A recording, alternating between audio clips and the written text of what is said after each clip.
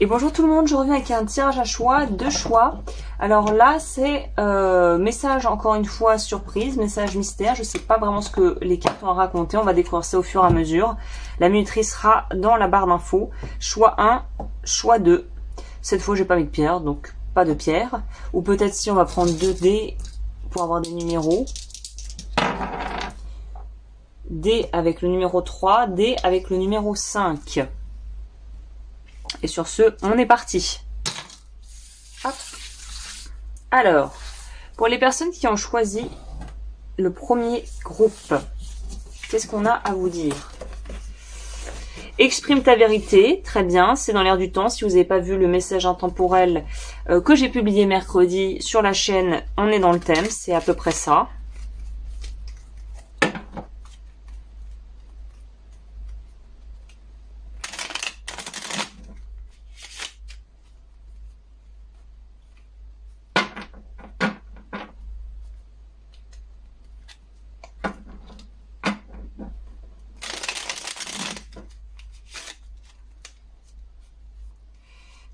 Essayer le brassage comme ça avec des petites cartes, c'est pas fou mon idée.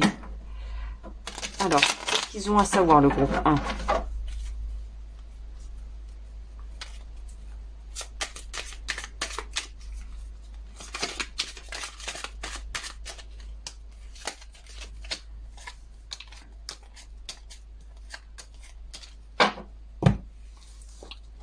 Qu'est-ce qu'on a pour vous? Ah, une espèce de renaissance pour vous. Vous savez, le happy ending après en avoir bien bavé et après une période vraiment compliquée, c'est pour vous les amis. On passe du 10 d'épée au 10 de coupe et on passe, là c'est pas vraiment on passe, mais l'étoile va nous montrer en fait que vous allez avoir un espèce de bond vers l'avant. Il se pourrait que dans votre carrière vous soyez mis en lumière ou félicité pour ce que vous faites et vraiment vraiment rétribué pour ça. Et on nous dit qu'après une phase où on avait peut-être soit plusieurs options, soit un peu des tensions dans son environnement, ou tout simplement qu'on était, pour moi je pense, fragmenté à l'intérieur, qu'on était un peu éparpillé partout, on se recentre avec l'as de bâton. Et on va vers quelque chose de beaucoup plus léger, de beaucoup plus joyeux. C'est plus l'espèce de mélo intérieur où on ne sait pas ce qu'on fait et on ne sait pas où on va en fait. Hein. Je vais rajouter une ligne. Bon, on dirait que pour le groupe 1, vous, c'est le chemin s'illumine, le chemin s'éclaire.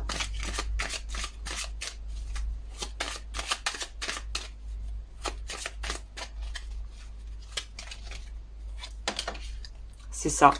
Vous guérissez de la blessure du rejet ou de quelque chose en lien avec le fait de se sentir soit pauvre vraiment matériellement, soit pauvre de relations, pauvre d'idées. Vous allez vers quelque chose de vraiment bien et on a l'impression que vous surmontez aussi une forme de blues, de coups de déprime, de coups de fatigue, où vous vous sentiez peut-être plus aligné à l'intérieur, où on était un peu morcelé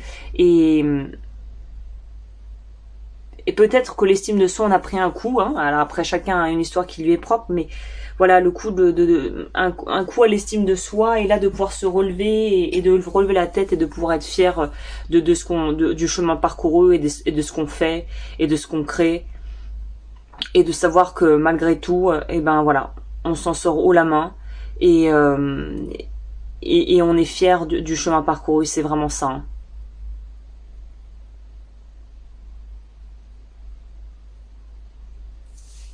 Ok, je vais prendre les charms pour compléter. Là, le message est assez clair. Je pense pas que je vais épiloguer pendant 3 heures dessus. On va voir quels conseils on vous donne. Et on va prendre... Oui, je veux dire, c'est plus logique de faire les conseils avant les charms. Donc, pour les conseils, je vais prendre... Je vais prendre quoi?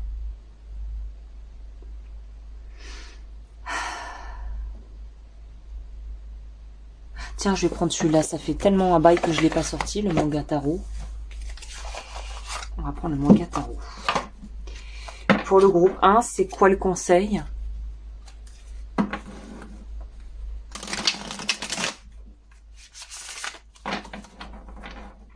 Je suis très attachée à mon manga tarot, même si la boîte est en train de partir en lambeaux. Parce que c'est un des premiers tarots parmi les premiers que j'ai acheté quand j'ai commencé. Et du coup, je suis très attachée à ce tarot.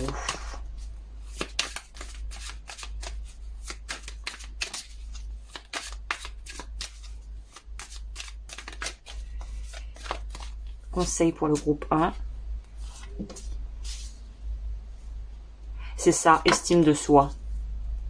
C'est ne plus avoir à se cacher, ne plus avoir aussi à se justifier. Ça pourrait nous parler de sortir d'une forme d'emprise financière si on était coincé par une situation. Il y a quelque chose d'autre qui va se présenter à vous. Ça peut nous parler aussi, justement, vous voyez comme ce personnage qui arrive à passer à travers les bâtons, quoi qu'on lui fasse, elle arrive à être assez flexible pour passer les épreuves, les embûches entre guillemets. Donc je pense vraiment que c'est l'énergie dans laquelle vous étiez. On est dans quelque chose où on peut carrément même venir porter secours à d'autres parce qu'on est passé par là. Donc votre expérience va forcément permettre à d'autres de pouvoir aussi vous emboîter le pas.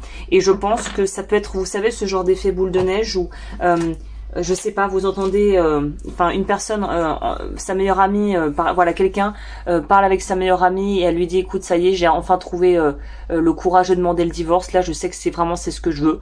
Et en fait, en faisant ça, elle permet à son amie de se rendre compte que, bah, elle aussi, elle peut le faire et qu'elle aussi, elle est dans le gaz avec son mari et que finalement, elle aussi, elle va peut-être finir par demander le divorce. Il y a une notion d'effet de vase communicant où, en fait, en partageant ces informations et en partageant, quand je veux dire ces informations, c'est plutôt son expérience, on va permettre à d'autres gens de pouvoir en fait de pouvoir nous emboîter le pas ou de pouvoir à leur façon, ça veut pas dire qu'ils vont faire exactement la même chose, mais à leur façon de pouvoir aussi se sentir légitimes à faire des choix dans leur vie qu'ils n'auraient peut-être pas osé faire dans d'autres circonstances.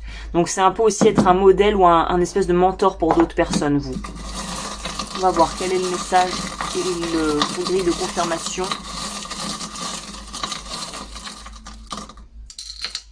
Alors, il y a le Q, lettre Q qui s'en va. Chiffre 9, le cœur, 5, 4. On a lettre A, lettre K, K, V, Z, L. Et on a le chakra sacré, le chakra du plexus, le chakra coronal. Donc là, le sacré, ça va être en lien avec tout ce qui est révocation du vœu de chasteté et libération de la blessure d'abandon, guérison de la blessure d'abandon. Le chakra du plexus, ça va être révocation du vœu de sacrifice et la libération de la blessure d'humiliation. Et le chakra coronal va nous parler de révocation du vœu d'obéissance, libération de la blessure de non-reconnaissance. Là. Et en plus, ça se perd dans mon... J'ai pas fait un truc qui a fait... Bon, je le retrouverai peut-être après, parce que ça se coince entre les lattes du plancher, c'est fabuleux. Alors. Ah non, il est là. On a aussi un V. Ah, oui, V, il y a quelque chose par rapport à... Elle veut pas rentrer dans le pot, là, donc c'est V. Ou encore une fois, ou peut-être aussi le chiffre 5. Eh bien, écoutez, groupe 1, très joli message. N'hésitez pas comme toujours à liker et à vous abonner. Ouh là là, les cartes tombent, vous voyez pas, mais... Je vous remercie de votre présence et je vous dis à très vite pour de nouveaux tirages et de nouvelles vidéos. Alors ça, je vais le mettre là. Pour les personnes qui ont choisi le groupe 2, vous avez choisi les limites. Ah, intéressant.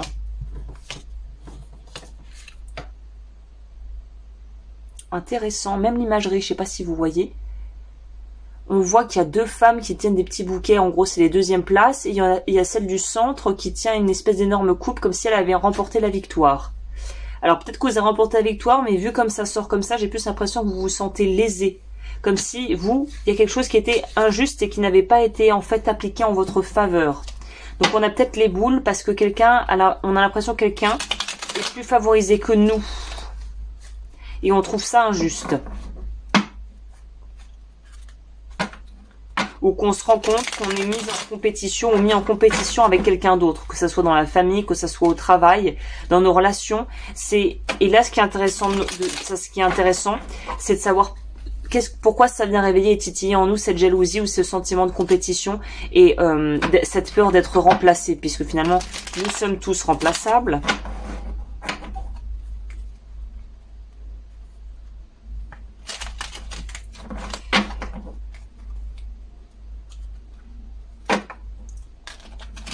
On va voir qu'est-ce que nous disent les cartes.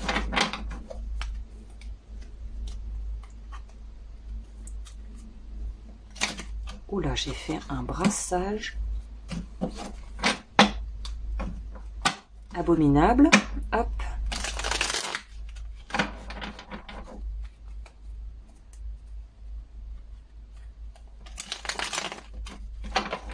Alors, pour le groupe 2.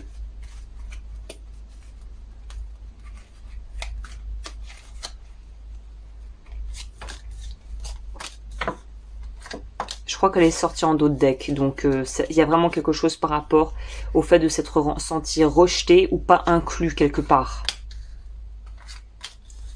C'est marrant parce que j'ai l'impression que c'est lié à la vie sentimentale ici. On n'est pas choisi, c'est être la troisième roue du carrosse, quoi, vous voyez. Si on n'est pas choisi, notre sœur ou notre frère nous a toujours, entre guillemets, volé nos partenaires, ou on se retrouve toujours avec une espèce de situation où il y a une tierce, une énergie tierce ou une personne, carrément. Ouais, il y a vraiment un truc qui vous démange, qui vous chatouille par rapport à la vie sentimentale et le fait que ça se passe pas bueno, hein. Et vous êtes en train de guérir ça. Donc là, on voit que c'est une phase de calme, peut-être de célibat, choisi ou non d'ailleurs, ou imposé. On vous dit qu'il y a des choses à régler par rapport à la vision que vous avez de vous-même, par rapport peut-être aussi aux femmes de votre entourage, que ça soit la famille ou des amis qui au final se sont avérés être des personnes qui vous ont plus tiré vers le bas qu'autre chose. On nous dit ici que vous allez avoir des options au niveau amoureux, mais si vous ne travaillez pas déjà en amont sur votre propre rapport à vous-même et votre confiance en vous et votre estime de vous, oui, parce que ça arrive. Si vous ne travaillez pas sur vous-même en amont, finalement ça va être un peu comme un soufflet qui retombe, parce qu'il faut que vous travailliez sur les problèmes et les blessures de fond pour ne pas répéter systématiquement les mêmes choses avec des gens dans votre entourage en fait. Donc là on dit clairement que si vous voulez pouvoir favoriser les relations au niveau sentimental, spécifiquement en plus tout particulièrement, il faut que vous guérissiez il faut aller guérir vraiment les blessures de fond, aller chercher où ça a commencé, ce sentiment d'être pas assez, d'être pas à la hauteur, pas assez bien, à partir de quand vous avez commencé peut-être à être mis et comparé par rapport à un frère ou une sœur ou je sais pas, une cousine ou une amie, et finalement ça a commencé à vous pourrir la vie. Et il serait peut-être intéressant de regarder à quel moment vous avez commencé à vous sentir finalement pas assez bien, pas assez méritant, pas choisi, parce que c'est aussi ça avec quand même la carte centrale de votre tirage, vous c'est les amants, c'est les amoureux dans le tarot, c'est l'amoureux, à vrai dire c'est pas les amoureux, c'est qui est choisi. Et il semblerait que ce que vous portiez un peu comme un peu une pierre, un caillou dans la chaussure, c'est le fait de ne pas être choisi.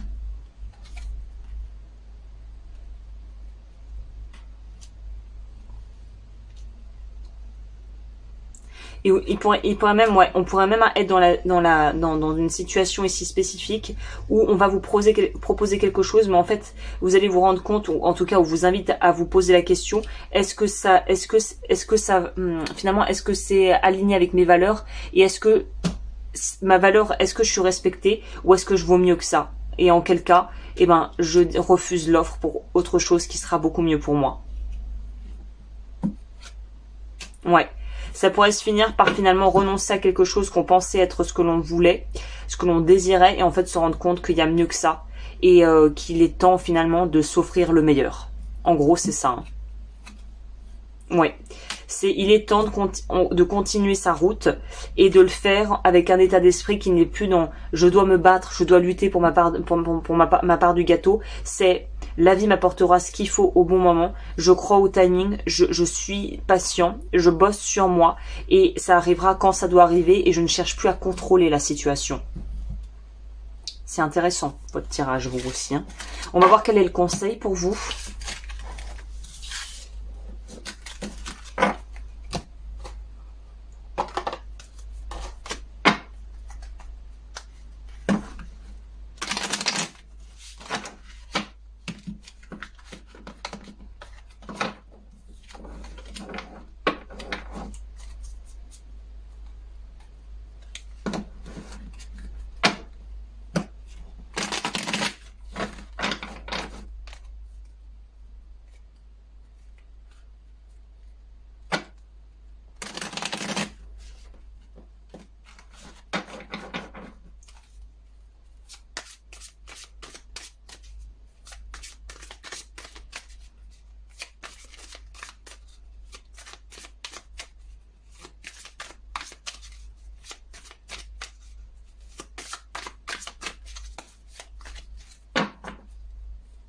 Conseil pour le groupe 2.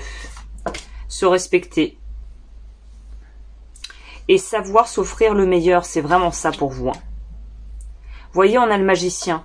C'est si vous doutiez sur le fait de pouvoir trouver mieux et vous vous disiez oh non je reste là-dedans parce qu'au final imagine je trouve pas mieux et ben en fait là on vous dit si va où tu dois aller, te pose pas trop de questions et tu vas voir qu'en fait t'as plus d'options et t'as plus de choix et d'opportunités que tu pourrais le penser. Ouais. Encore notre fameux as de denier. L'estime de soi, on en revient toujours à ça pour vous, pour votre groupe 1. C'est comment est-ce que je peux faire pour me voir vraiment tel que je suis et pas tel qu'on m'a dit que j'étais ou pas tel que je me suis hypnotisée en un sens. Je me suis auto-suggéré que j'étais ça et que j'étais ça et que j'étais ça et que je pourrais jamais être autre chose. C'est changer la perception qu'on a de soi qui va apporter du renouveau dans votre vie sentimentale, j'ai l'impression, vous. C'est être un bon parent pour soi aussi ici. C'est se donner ce dont on a besoin, c'est être capable de répondre à ses besoins de façon fonctionnelle, si vous voulez. Ok, intéressant. Je vais prendre les gris-gris pour terminer.